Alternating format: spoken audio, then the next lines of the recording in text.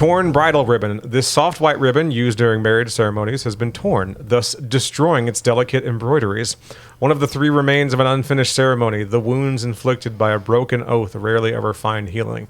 You want to buy it? Yes, I do. Hell yeah, we want to buy it. I'll take It's got that. a brutal backstory.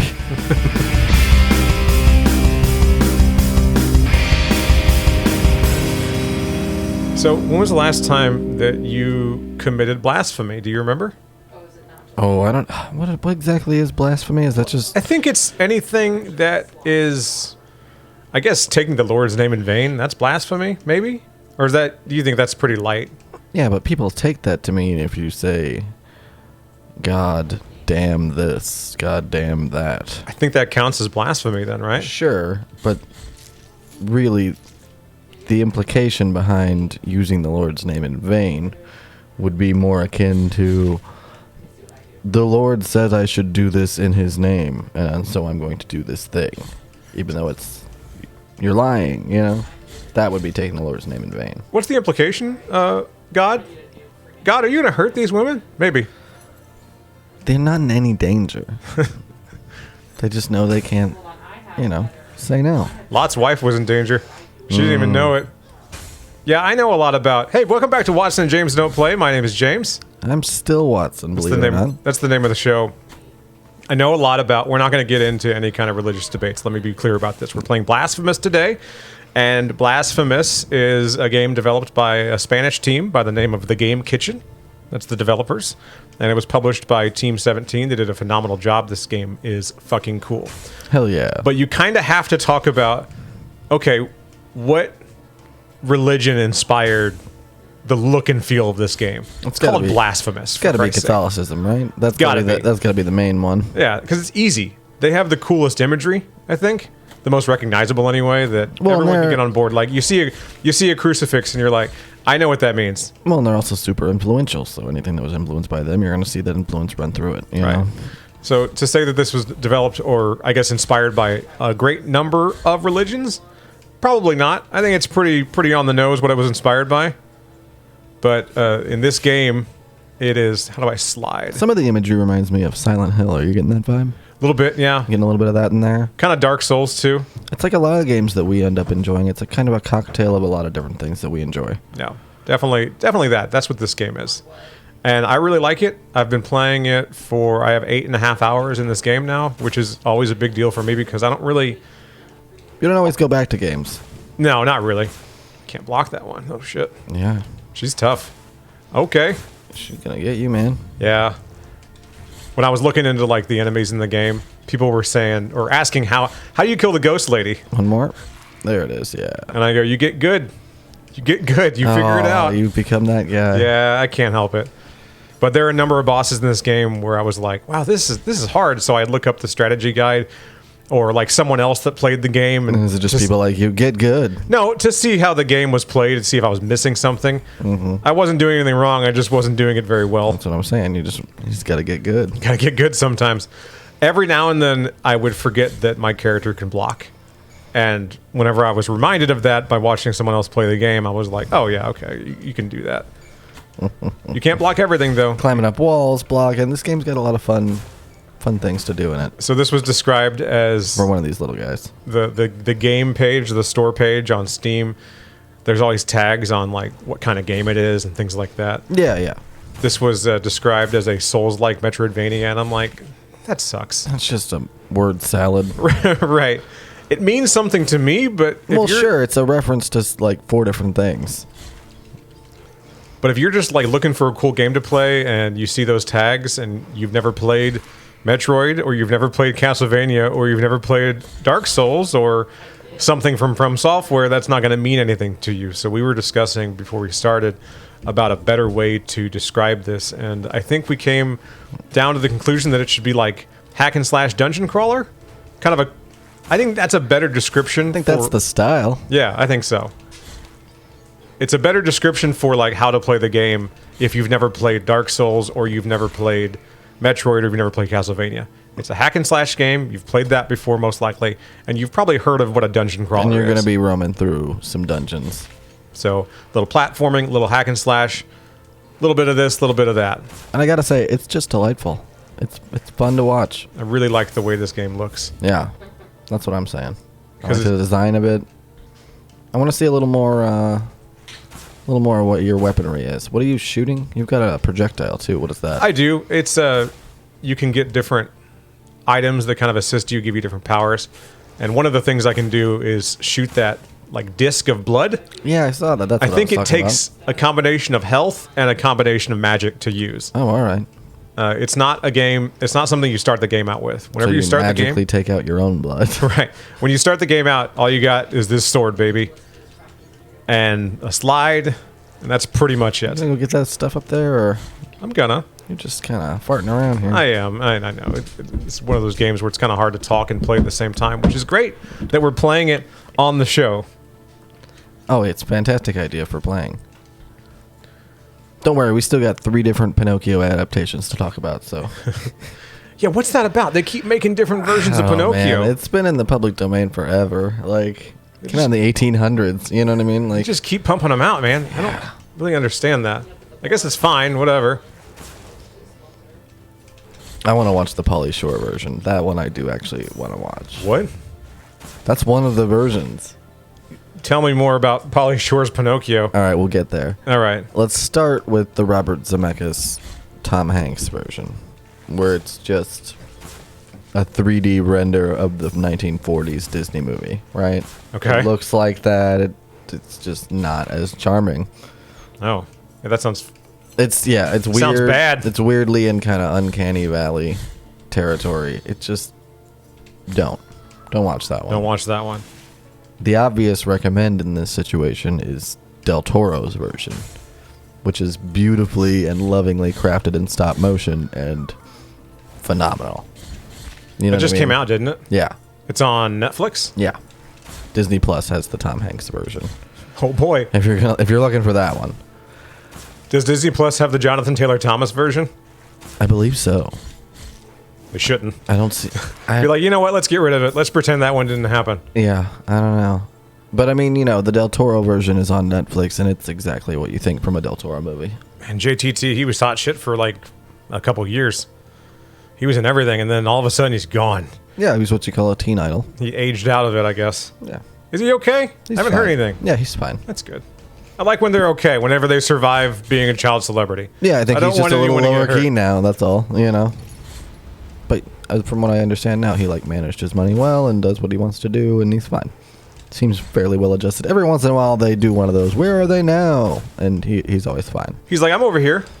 I just went to get breakfast. I want to say he used some time and some of his money to go to school and pursue something, but I forget what. He did something to better himself Right. beyond just being a child actor. Right. So that's a version of Pinocchio, the one with Jonathan Taylor Thomas. What's some other ones? We have the Disney one. We've addressed that. The Tom Hanks one. The Guillermo del Toro one, which is awesome, I guess. Which, I mean, look, I'm going to warn you now.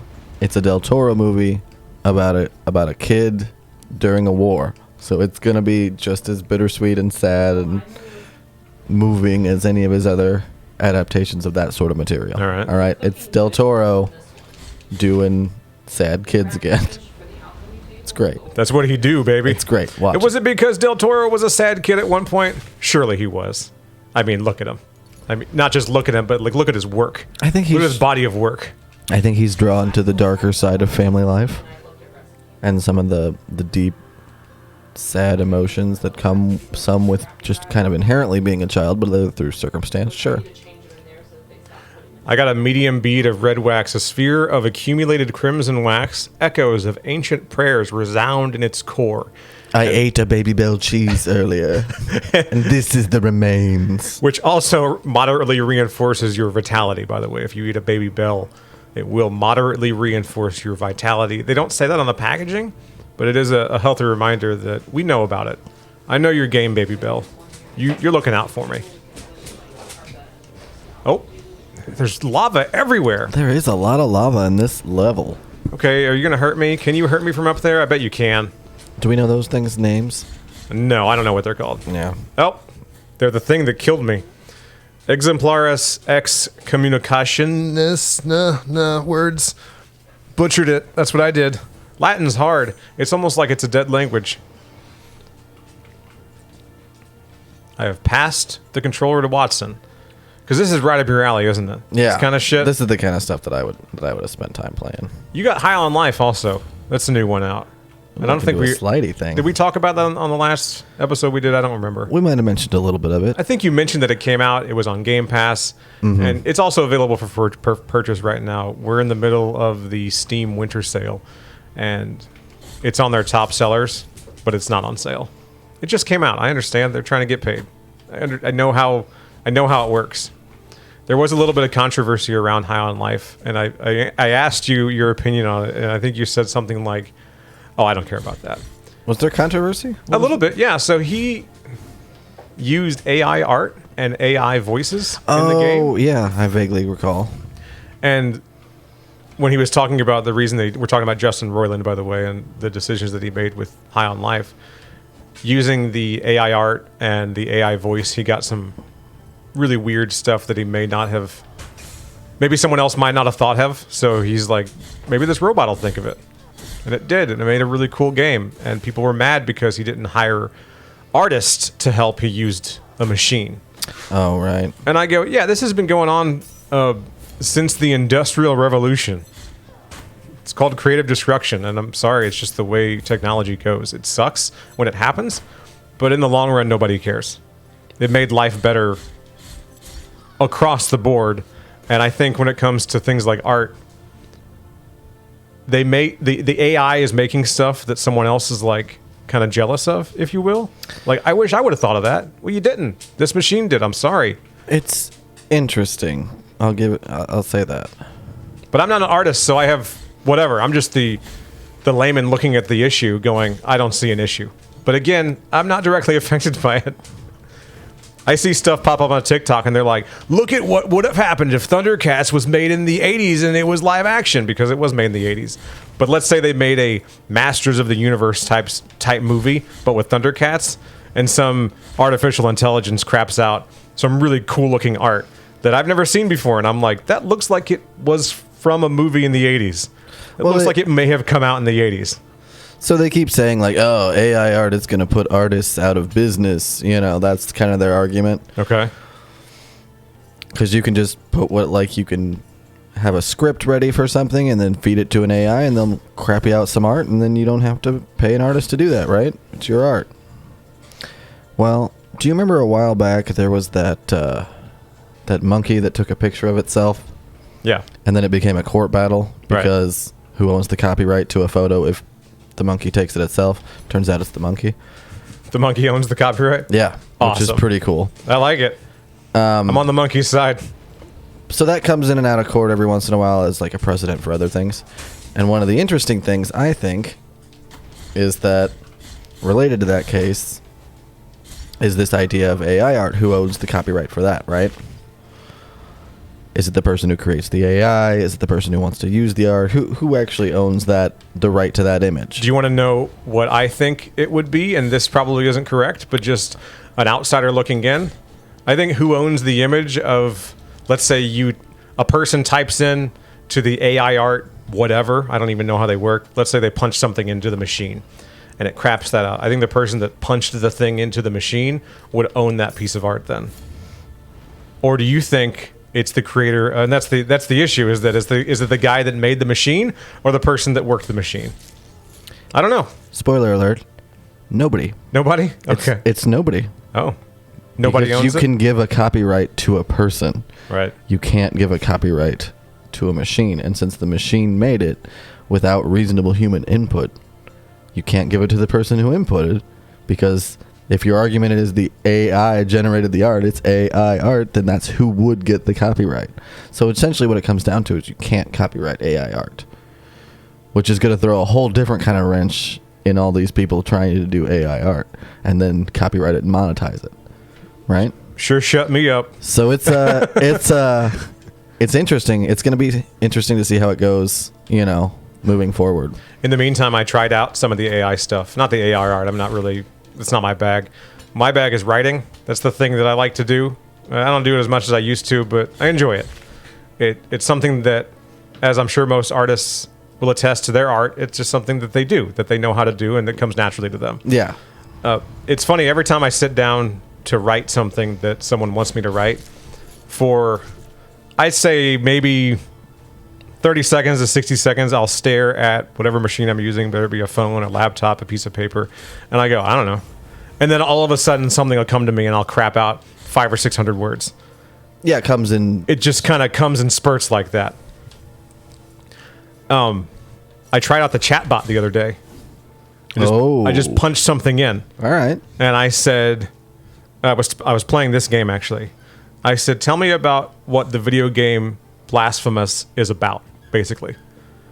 And it told me what this video game is about in so many words, and it did a pretty good job explaining it. And it even went into some of the religious inspirations for the game, and I'm like, this is creepy. And it was long too, man, because I said essay, right? And it gave me a fucking essay. This machine that just kind of Googled a bunch of stuff at once, I guess.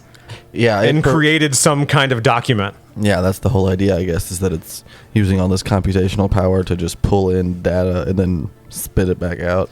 And my takeaway from it was not, we need to get rid of the chatbot. I think it's cool. I truly do. I think this is fascinating technology. And I never want to touch it again.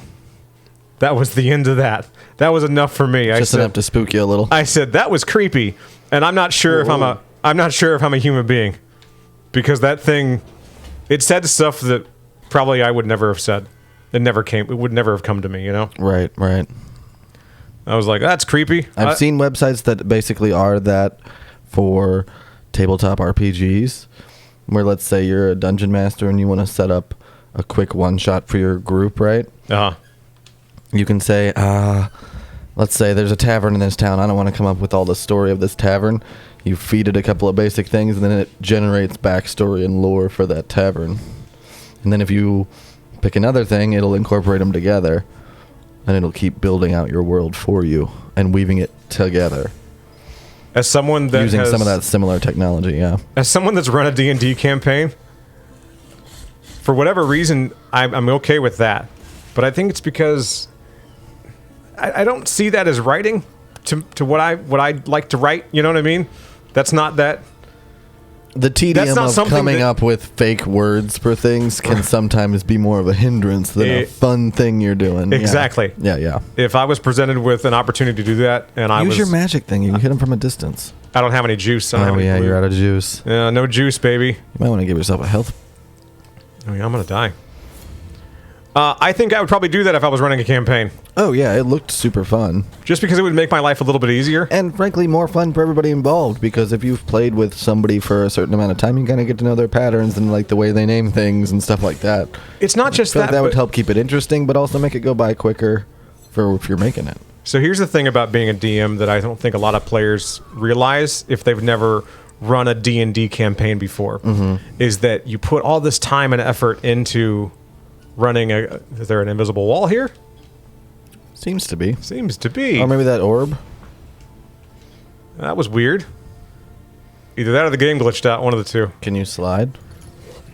There we go. Oh, I see. It's right in front of me. It just kind of blends into the background.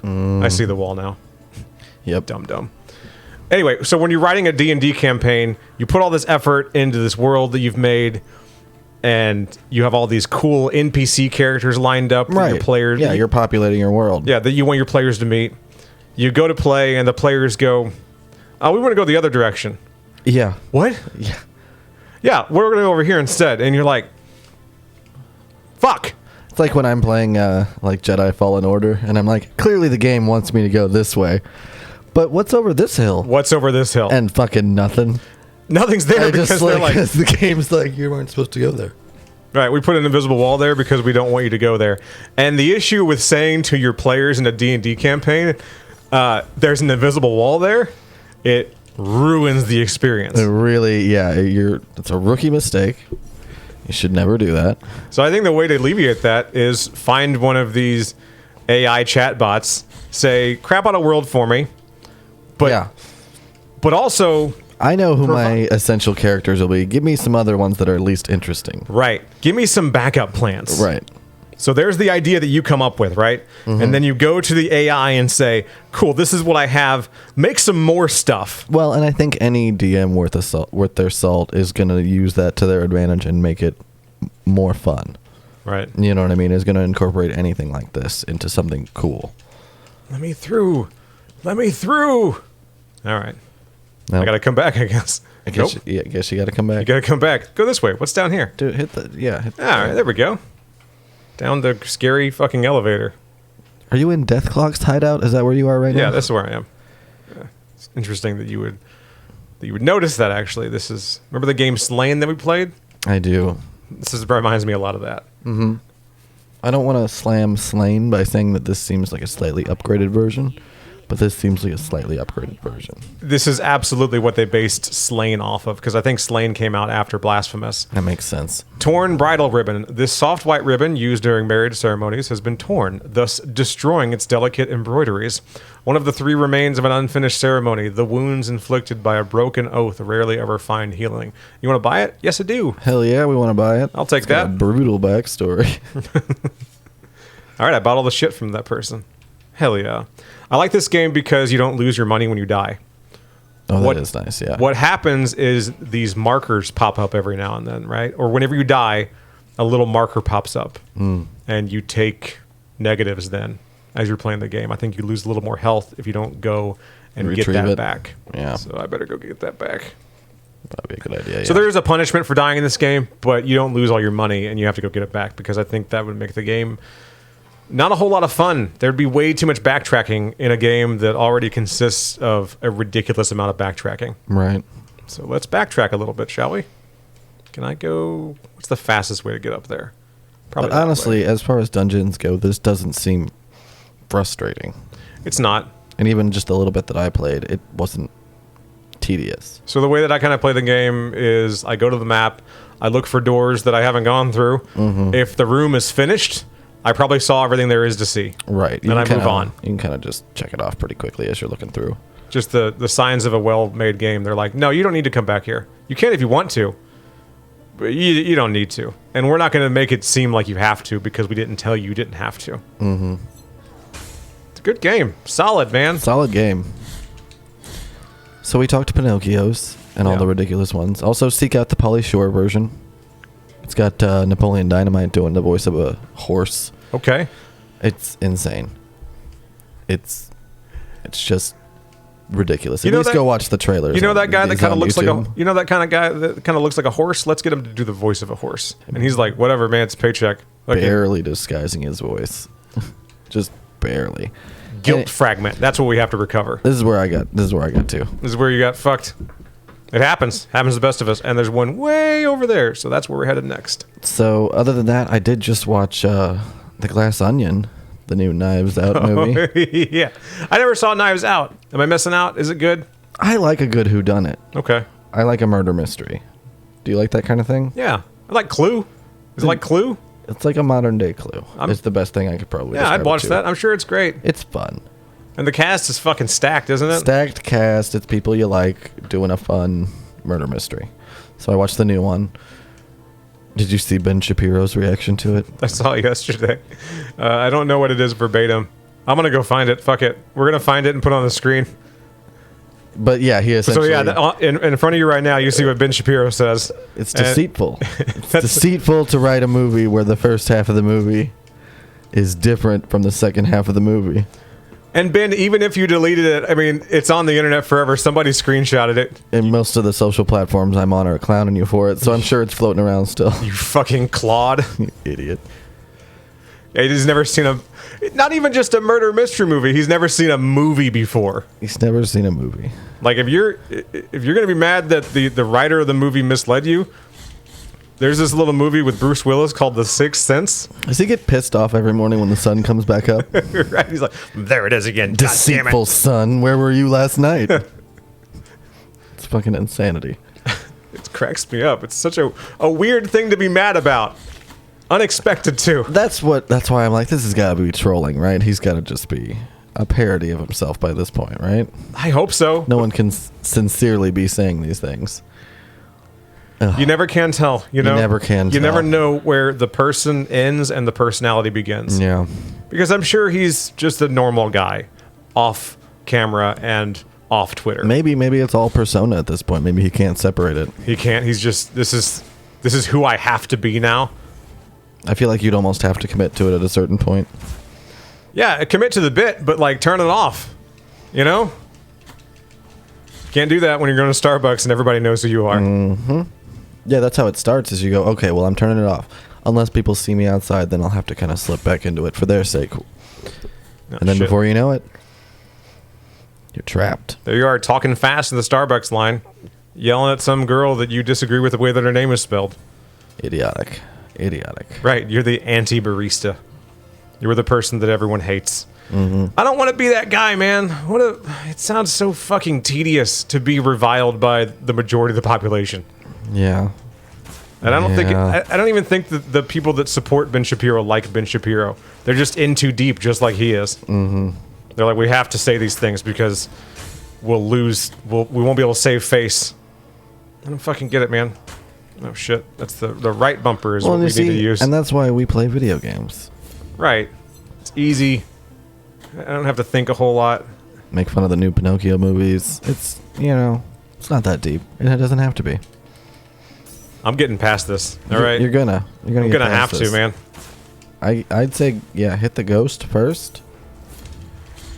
Then you could probably knock out Hoppy Boy down there. Right. There we go.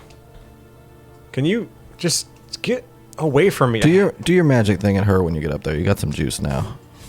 No, I gotta get up there Not first. that one. Do the other one. Ouch. Do you know what I'm talking about? Yeah, I know what you're talking about. Okay. There we go. Fucking better. All right. Progress. Now let's go up here and survive this, too. We have to survive all of it. Now you don't have the juice to do anymore, so I'm just going to run. Fuck it. I'm out. yeah.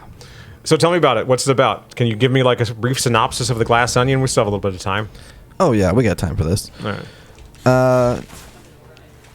We'll just set aside the whole first movie because it doesn't matter. Okay. It's really what they're connecting here is the main detective that Daniel Craig plays. All right. So he's the world's greatest detective, and the movie does acknowledge Like Columbo? And the movie does acknowledge at one point that he is not Batman. He's just a detective. So he might be a Batman? No, it's just a funny thing because, Okay. Batman's known as the world's greatest detective. Anyway, he's recruited to this weekend getaway thrown by a tech billionaire played by Edward Norton. Played by Sam Bankman-Fried. We're on the current events today, man. I tell you what. Woo! So Dave Bautista's there. Some other people are there. It's all this tech billionaire's friends, right? All right. His inner circle of like shitheads he's been running around with for the last like 10, 15 years. And Daniel Craig is there for some reason. And also Daniel Craig. Only he wasn't invited. He plays a cowboy in this one. And you won't find out, how he was invited until a little bit later. Okay. But the murder mystery immediately goes off the rails, Sure. And then the rest of the weekend becomes a quote-unquote real murder mystery, Nice. It's one of those kind of movies. So much like Clue or the first Knives Out, for instance. It's that kind of thing. So if you enjoyed the first one, you'll like the second one. And I really liked the second one. Was Club Dread a whodunit? Yeah. Was Scream a whodunit? Yeah. To a degree? It was a little more concerned with being a meta commentary on the slasher genre in general, but yeah. It still has its own whodunit element, yeah. Okay. I think I like more whodunits than I think I do. I think it's a more successful formula than people want to give it credit for. Right. You remember the good ones as being really, really good movies because they tend to kind of work like clockwork. Like when you're watching Clue and you get to the end and realize just about every piece of dialogue fits. Yeah, okay, sure. It's that kind of thing. When it's done badly, then it's just a bad movie. And it just, you know what I mean? If at the end of it you're scratching your head going, that didn't make any sense, then they failed. None of this makes sense. Even the ones that don't really make sense, if they make it look good enough and sound good enough, that you can get your way out of the theater before you realize it fell apart, like Inception, you know what I mean? Like, Yeah. Like Inception tries really hard to make you think that it's got its own shit figured out. It does not. No, it doesn't. What a fucking mess. But it looks good, and at the end of the movie you go, yeah. That building came out of the ground. But the more you think about it, the more you're like, well, that didn't really make. What was that about? I don't really. What? You're like, I've never seen It all anyone. kind of breaks down. I've never seen anyone squint at somebody as hard as Leonardo DiCaprio did at the Scarecrow. So wait, why does the government need these people to shoot and stab each other in their sleep to get used? What? He's got a funny little top that he spins. That is ridiculous. I watch movies like a 5-year-old. I go, look at that little spinny top. I know, it's such a low threshold for what I have to like enjoy a movie, you know? Sometimes I worry that I enjoy things too much or that I'm dumb because I enjoy a lot and people are like, oh, that movie sucks. And most people will think it sucks and I'm like, no, I really enjoyed it. Am I dumb? Fine. That's fine. Is it fine? All right. I'm not saying it's fine that you're dumb or anything like that. I'm saying, no, it's fine that you like these things. And let me always remind you, how popular something is no reflection on how good it is. All right. Maybe I'm simple. I don't know. I never know. Just look at the rabbits, George. Sweet Lord. Just look at the rabbits. Oh, this is bad. Oh, he's going to fucking kill me. It's got a real From Beyond kind of look to it, doesn't it? A little bit. Yeah, this game, all right. So in addition to Catholicism, I want to say Lovecraftian horrors may have played a role in the inspiration of this game. Our Lady of the Charred Visage. Is that Cthulhu? No, that's Father John. That's Our Lady of the Burnt Face. Is she okay? I mean, She they is not. classed up her name a little bit, but that's what it means. You didn't have 10% withdrawn from your income. Now you die. Tithe to death. All right, if this guy kills me, we're going to end the episode. Yeah, But that's I'm what- going to this is keep gonna be our playing. battle. I'm going to keep playing until I die. Yeah, do it. 'Cause we're at the end here, You're but doing pretty good. there's a chance that I'll survive. Yeah, keep dodging those balls. Right. Just like real life. I'm gonna Oh, imagine balls, that the avoid hand them. is the weak part right now, right? Because you weren't doing much damage to the face. I don't think the hand takes damage. I think just the face Just takes the damage. face. All right. The hand shoots out the stuff. And I bet you, because I've played video games before, that the hand is going to turn into two hands. Oh yeah, there's gonna be another hand. I'll take that. I'll take Oh, that bet. okay. That's a little new. He went away. The ground jiggled a little bit. I'm waiting for the new attack to pop up, you know? Well, I would say probably when you get this next little bar down, Yeah. and you're about 2/3 of the way there. These kind of On that games, little there's guy. always like a second One phase, more you hit. know? One more hit. Avoid the balls! I mean, yeah, you're good. You're good at dodging the balls, but Use my life there a little bit. Oh, jeez. maybe Oh, you'll jeez. see a new attack. Maybe. This might be it. I don't know. The bosses are so cool in this game. Maybe you got it like halfway or something. He'll go to a new phase. Oof. Woof. What does he remind me of though? That face does remind me of someone. Youth Pastor Ken? That's it. I got a million of them. All right. Well, yeah, they had to keep shuffling youth bastards around. Wah, wah, wah. Chelsea is 15, you fucking weirdo. You gotta go. You gotta go.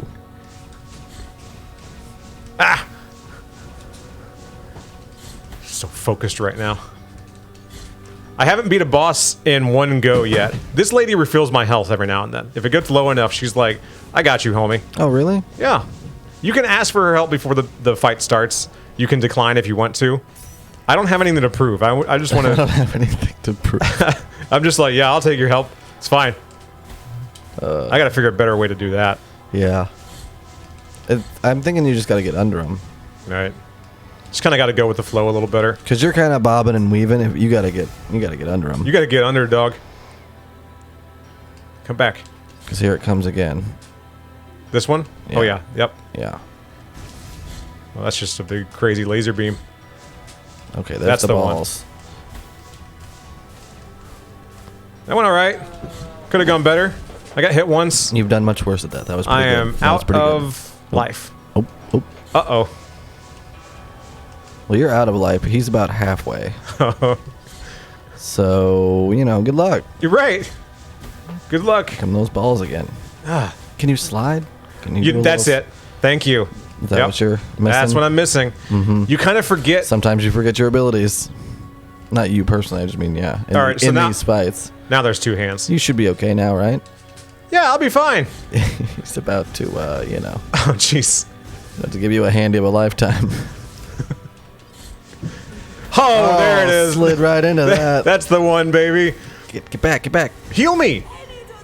Come on. Survive long enough to get healed. That's the trick. It takes her a while to kind of...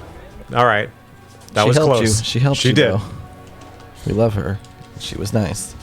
Yeah, go into the corner there. Aw, jeez. Aw, jeez. Get the I know what I need to do. Slide back to the head. Aw, jeez. That went okay. Could have gone better. No, it went great. You know what it is? It's 5 extra minutes of episode for these fine folks. He said aw, jeez like 9 times. 99 times. And then one more time. See you next time.